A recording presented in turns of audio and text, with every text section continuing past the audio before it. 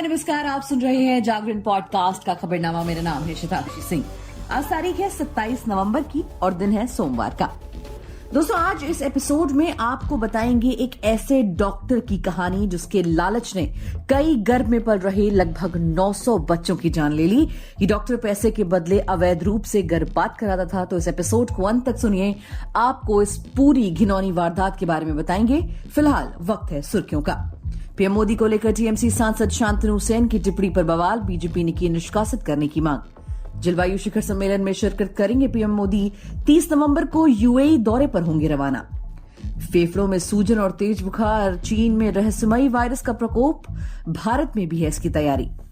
बिना वजह कैद नहीं इमरान खान, कई मामलों में हुए दोष सिद्ध। पार्टी के पत्र भेजने पर चुनाव आयोग ने दिया जवाब। चल रहे युद्ध के बीच इजराइल ने की एलन मस्क की मेजबानी, गाजा को स्टारलिंक की सेवा देने पर रखी पैनी नजर। एसएनपी ने बढ़ाया भारत के विकास दर का अनुमान, वित्त वर्ष 24 में जीडीपी 6.4% पर रहने की उम्मीद। दिल्ली की सर्दी में सैम बहादुर का जबरदस्त प्रमोशन, विकी कौशल को देख बेकाबू हुए फैंस। एमआई के खूंखार गेंदबाज ने बरपाया कहर, विदर्भी टीम का बैटिंग ऑर्डर तहस नहस, दिनेश कार्तिक की टीम के हाथ लगी धमाकेदार जीत। अब खबरें विस्तार से जान लीजिए। तेजस लड़ाकू विमान से प्रधानमंत्री नरेंद्र मोदी की उड़ान भरने पर देश में अलग ही राजनीति शुरू हो चुकी है। इसको लेकर कई विपक्षी पार्टियों ने आलोचना तक की। इस बीच टीएमसी सांसद शांतनु सेन ने पीएम को लेकर एक विवादित बयान दे दिया। सांसद के बयान के बाद बवाल मच गया और भाजपा ने उनको निष्कासित तक करने की मांग रख दी। दरअसल टीएमसी सांसद शांतनु सेन ने कहा कि जब नरेंद्र मोदी देश में थे तो इसरो का मिशन फेल हो गया। जब कंगना रनौत नरेंद्र मोदी से मिली तो उनकी फिल्म सुपर फ्लॉप हो गई। जब विराट कोहली ने नरेंद्र मोदी से हाथ मिलाया तो लगातार 3 साल तक उनका शतक नहीं बना। इसके बाद हाल ही में आयोजित विश्व कप में लगातार 10 मैच जीतने के बाद भारत सिर्फ इसलिए फाइनल हारा क्योंकि प्रधानमंत्री स्टेडियम में गए। सांसद ने आगे कहा कि अब मुझे डर है कि पीएम तेजस लड़ाकू विमान में सवार हो गए हैं तो कहीं वो जल्द ही दुर्घटनाग्रस्त न हो जाए। जिसके बाद भाजपा ने विपक्षी दलों पर निशाना साधते हुए कहा कि लोग न केवल पीएम मोदी से नफरत करते हैं बल्कि देश का कल्याण भी नहीं चाहते हैं। भाजपा के राष्ट्रीय प्रवक्ता गौरव भाटिया ने कहा कि वो हर भारतीय के लिए गर्व का क्षण था कि प्रधानमंत्री तेजस में उड़ान भर रहे थे, जो एक स्वदेशी उत्पाद है और देश के गौरव का प्रतीक भी है। चलिए अगली खबर की तरफ बढ़ते हैं और बात कर लेते हैं चीन में फैली उस महामारी की जिससे लाखों लोग इस वक्त जूझ रहे हैं। कुछ महीनों पहले ही दुनिया ने कोविड-19 जैसी संक्रामक बीमारी से निजात पाई है, लेकिन इसी बीच एक नई बीमारी पड़ोसी देश चीन में अपने पैर पसारने लगी है। ये रहस्यमयी बीमारी ने छोटे बच्चों को अपनी चपेट में लेना शुरू कर दिया है। इसको लेकर प्रशासन काफी सख्त नजर आ रहा है। नए वायरस से संक्रमित बच्चों से चीन के अस्पताल भरने लगे हैं। इस नए वायरस को रहस्यमयी निमोनिया वायरस इसलिए कहा जा रहा है क्योंकि इसके कुछ लक्षण आम निमोनिया से मिलते जुलते हैं और कुछ अलग भी हैं।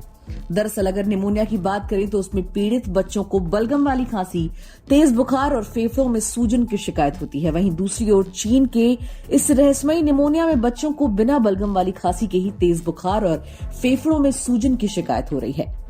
चलिए अगली खबर की तरफ बढ़ते हैं और बात कर लेते हैं COP28 समिट की, जिसमें जल्द ही प्रधानमंत्री मोदी शामिल होने वाले हैं।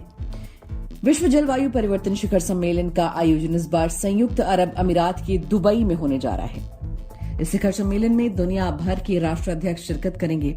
कॉप की 28वीं समिट में शामिल होने के लिए पीएम मोदी भी यूएई दौरे पर रवाना होंगे। समाचार एजेंसी रॉयटर के अनुसार पीएम मोदी संयुक्त राष्ट्र जलवायु परिवर्तन में भाग लेने के लिए यूएई का दौरा करेंगे।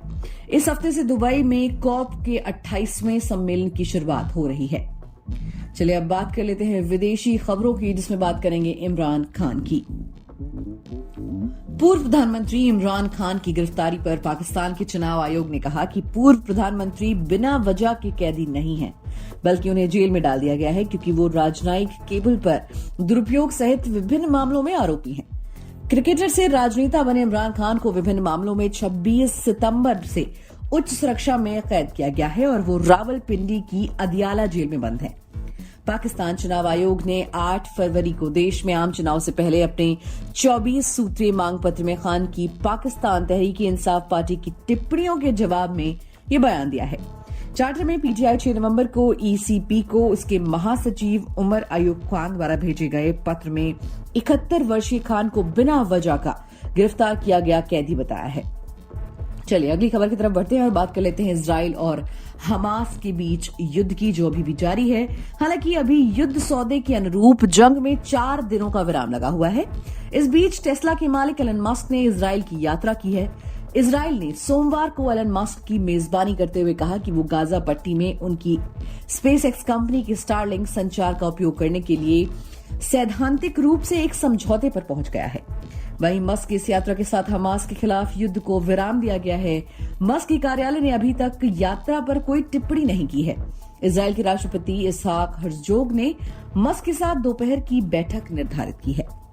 हर्जोग ने की कार्यालय ने कहा कि उनके साथ गाजा में हमास द्वारा बंधक बनाए गए बंधकों के रिश्तेदार भी शामिल होंगे और ऑनलाइन बढ़ती यहूदी विरोधी भावना से निपटने के लिए कार्रवाई करने की आवश्यकता पर भी चर्चा करेंगे। चलिए अगली खबर की तरफ बढ़ते हैं। भारत के जीडीपी को लेकर एक बड़ी खबर सामने आ रही है। ग्लोबल रेटिंग एजेंसी एस&पी ग्लोबल ने आज भारत के विकास दर के अनुमान को बढ़ा दिया है। एस&पी ग्लोबल ने अपने अनुमान को 6% से बढ़ाकर 6.4% कर दिया है। एस&पी ने कहा कि हमने वित्त वर्ष 2024 के लिए भारत की जीडीपी वृद्धि के अपने अनुमान को 6% से बढ़ाकर 6.4% कर दिया है, क्योंकि मजबूत घरेलू गति, उच्च खाद्य मुद्रास्फीति और कमजोर निर्यात से होने वाली बाधाओं की भरपाई करती दिख रही है। अब बात कर लेते हैं मनोरंजन जगत की, जिसमें हम बात करेंगे आज विकी कौशल की आने वाली फिल्म सैम बहादुर की, जिसके प्रमोशन के लिए विकी कौशल आज दिल्ली में नजर आए। साल 2023 के आखिरी महीने की शुरुआत में विकी कौशल फिल्म सैम बहादुर के साथ लोगों को एंटरटेन करने के लिए एक बार फिर बड़े पर्दे पर दस्तक देने वाले हैं। मूवी की रिलीज को सिर्फ 4 दिनों का वक्त बचा है। ऐसे में एक्टर ने फिल्म का प्रमोशन तेज कर दिया है। कोलकाता और अमृतसर के बाद सैम बहादुर की टीम दिल्ली के लिए रवाना हो चुकी है। सैम बहादुर भारत के पहले फील्ड मार्शल सैम मानेकशॉ पर आधारित कहानी है। विकी ने इस टाइटुलर रोल को प्ले किया है। सैम मानेकशॉ बनने के लिए विकी ने अपनी बॉडी लैंग्वेज पर खूब मेहनत की है। एक्टर ने कुछ दिनों तक कुछ वीडियो शेयर किए थे, जिसमें दिखाया गया था कि फिल्म के लिए उन्होंने किस तरह की ट्रेनिंग ली।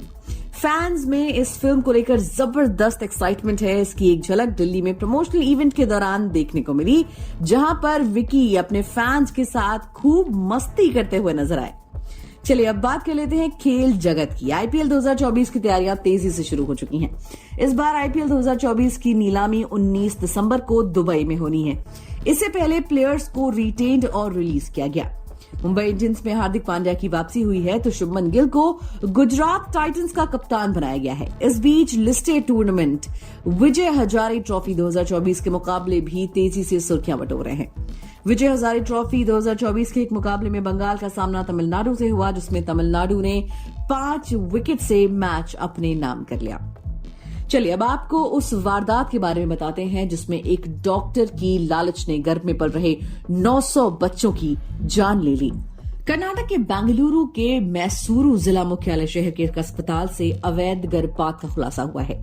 इस अवैध गर्भपात के स्वरूप अब तक 900 गर्भपात किए गए। बेंगलुरु पुलिस ने एक डॉक्टर और उसके लैब टेक्नीशियन को इस मामले में गिरफ्तार किया है, जिन्होंने कथित तौर पर पिछले 3 सालों में लगभग 900 इलीगल अबॉर्शंस किए हैं। अधिकारियों ने सोमवार को इस बात की जानकारी दी। डॉक्टर चंदन बल्लाल और उनके लैब टेक्नीशियन निसार ने मैसूरू जिला मुख्यालय शहर के एक अस्पताल में हर एक गर्भपात के लिए कथित तौर पर लगभग 30,000 रुपए चार्ज किए। उन्होंने बताया कि इन दोनों को पिछले हफ्ते हिरासत में ले लिया गया था। पुलिस ने बताया कि अस्पताल की मैनेजर मीना और रिसेप्शनिस्ट रिजमा खान को इस महीने की शुरुआत में गिरफ्तार किया गया था। पुलिस ने पिछले महीने लिंग निर्धारण और कन्या भ्रूण हत्या रैकेट का भांडाफोड़ करते हुए 2 आरोपी शिवालिंगी गौड़ा और नयन कुमार को मैसूरू के पास मांड्या के जिला मुख्यालय शहर में गिरफ्तार किया था। ये गिरफ्तारी तब की गई थी जब एक गर्भवती महिला को कार में गर्भपात के लिए ले जा रहे थे। एक वरिष्ठ पुलिस अधिकारी ने पूछताछ के दौरान कहा कि आरोपी जोड़ी ने मांड्या में एक इकाई का खुलासा किया, जिसका इस्तेमाल अल्ट्रासाउंड स्कैन केंद्र के रूप में किया जाता था। केंद्र के बारे में पता चलने के बाद पुलिस टीम ने स्कैन मशीन जब्त कर ली और जिसके पास वैध प्राधिकरण या फिर अन्य आधिकारिक दस्तावेज नहीं थे। तो कुल मिलाकर कहा जाए तो इस रैकेट ने कम से कम हर मरीज से 30,000 रुपए वसूले हैं और इस तरह करके इन्होंने 900 अवैध गर्भपात कराए हैं, यानी कि अबॉर्शन कराए हैं। तो अब तक इन्होंने कितने पैसे लोगों से जबरदस्ती ऐठे, इसका अंदाजा आप खुद ही लगा सकते हैं। फिलहाल ये रैकेट पकड़ा गया है। तो दोस्तों, आज इस एपिसोड में फिलहाल इतना ही। देश और दुनिया की तमाम खबरों को जानने के लिए जुड़े रहिए हमारे साथ और सुनते रहिए जागरण खबरनामा।